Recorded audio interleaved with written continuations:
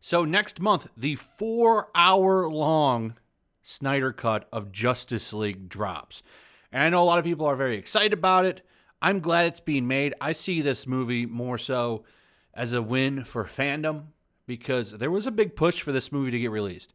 It's actually a really interesting story, and I'm glad it's getting made. I'm not personally the biggest fan of Snyder's DC movies. I did like his Watchmen and 300 movies, but I wasn't a big fan of Batman versus Superman or the Man of Steel.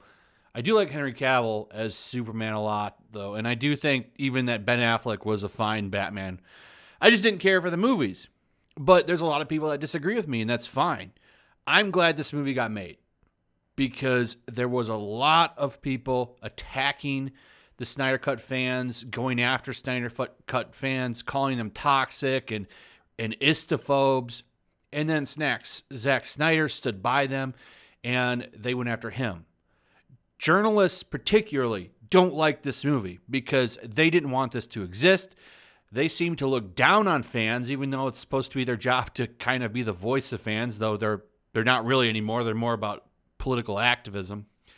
But the movie's getting made, and for a long time, Zack Snyder has been very quiet about them, hasn't really said anything until now. So there's a book coming out called The Story of the Zack Snyder Cut. I'll tell you the real name in a second, but he actually opens up with the author and talks about how he sees these journalists, and I think it's quite a nice take. Though he doesn't call them journalists in this article.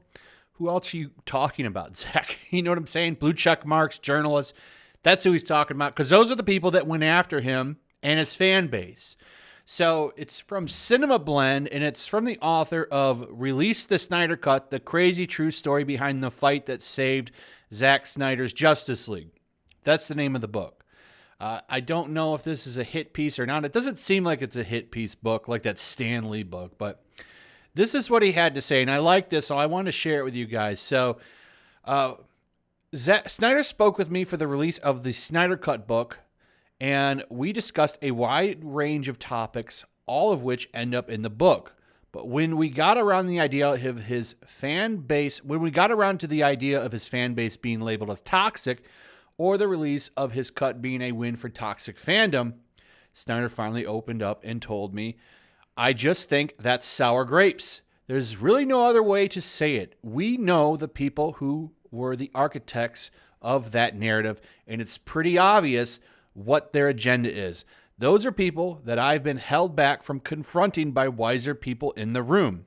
Talking about the execs that probably said, look, if you want your movie to be made, chill. That's my guess. Because I'd love to get at some of these characters, some direct conversation would be nice. Just to say, one, you don't know shit about what you are talking about.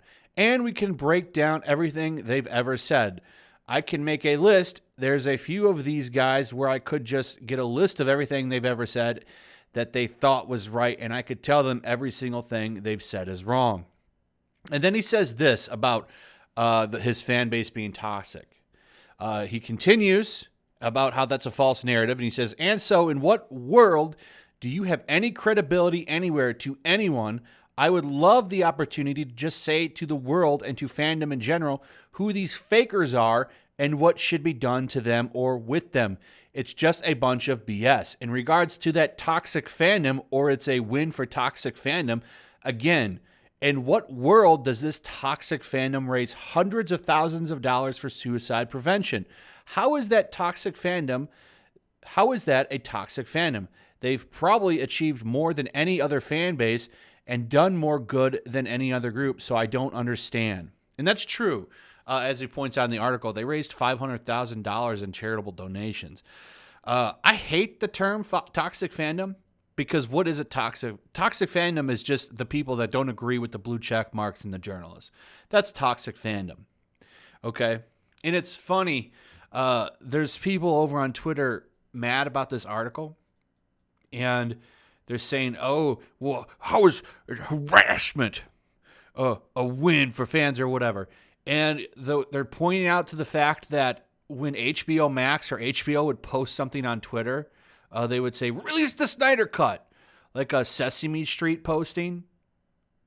like something and they would say release the Snyder Cut on that. Oh no. Oh no, these brands, they had something said about them. One of them was Heather Antos, who is the senior editor for Valiant Comics, notoriously hates fans, by the way. Has been on the record saying, "You're lucky I got that Deadpool book to the printer. You should be grateful."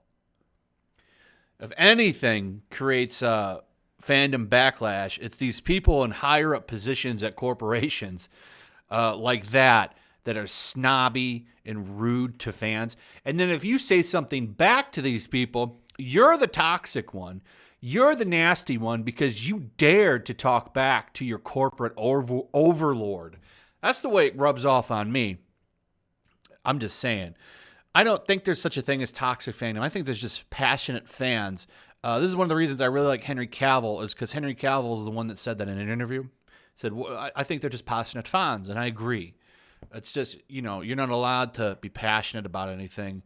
You're supposed to be grateful to them. These people see themselves as some kind of gods to fans, and we don't see them that way anymore, and that's just the way it is.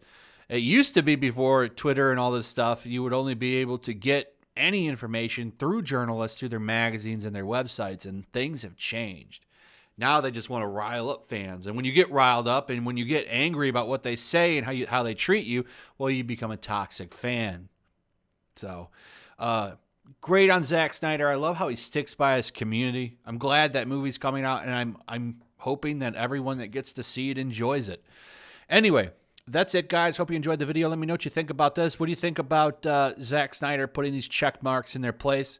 I'd like to hear your thoughts on it. Also, if you would, please like, subscribe, share the video. Make sure you're still subscribed. Hit that notification bell, and I'll see you guys on the next one. Peace. Also, if you want to help support the channel, check out my Teespring store. There's a link in the description. You can find some merchandise in there that you might want to check out.